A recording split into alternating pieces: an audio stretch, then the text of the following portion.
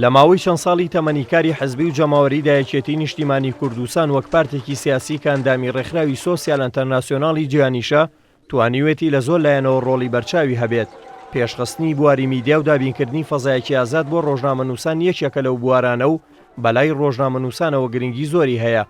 ڕۆژنامەنووس کەمان ڕەوف ڕای دەگەێنێت تا ئێستاش زۆربەی هەرە زۆری میدیا سەربەخۆکان دەکەونە سنووری پارێزگای سلێمانی کە ئەوەش لەگەڵەوەی بەشێک لە شانازیەکان دەگەڕێتەوە بۆ ئەوانەی دەستیان بەو کاروانە کرد، بەڵام لەگەڵەوەشدا شانازی گەورە دەگەڕێتەوە بۆ یەکێتی نیشتیمانی کوردستان کە بڕوای بە میدیای ئازاد هەبووە و ڕۆڵی هەبووە لە پێشخستنیدا. بەشێک ئەوەی کە شانازیە گەڕێتەوە بۆ کەسانی کە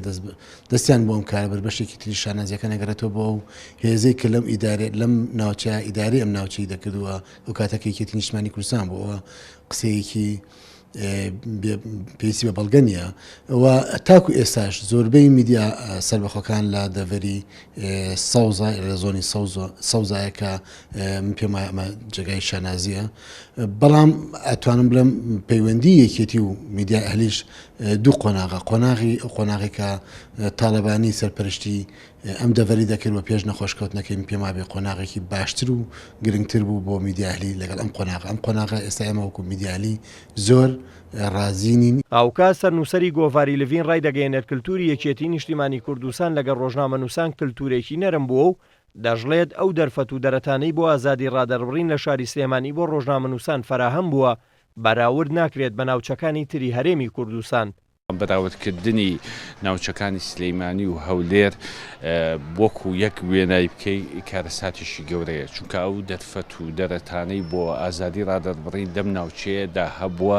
بەراورد ناکرێت بە ناوچەکانی تری کوردستان کە کاریگەری هەبووە لەسەر پێشخستنی میدیا لە هەولێر و لە دۆک و لە شوێنەکانی تریش.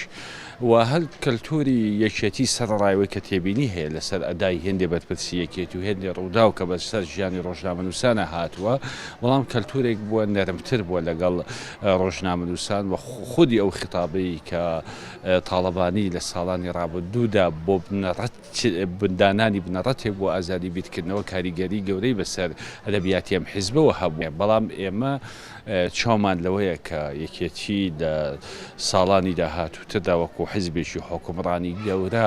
بواری ئازادی ڕۆژنامەنووسی بەرفراوانتر کە وەک نووسەران و ڕۆژنامەنووسانی هەرێمی کوردستان ڕای دەگەێنن یەکێتی نیشتیمانی لە سەردەمی خەباتی شاخ و لە سەردەمی ئێستای کاری ڕێکخراوەیی و سیاسیشیدا هەمیشە بواری ڕۆژنامەگەری و ئەدەبی و هونەریشی بەلایەنێکی گرنگی خەباتی مەدەنی و دیموکراتی زانیوە.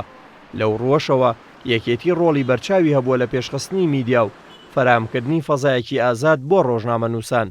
دلێر کەمال، کورسات نیوز، سلێمانی.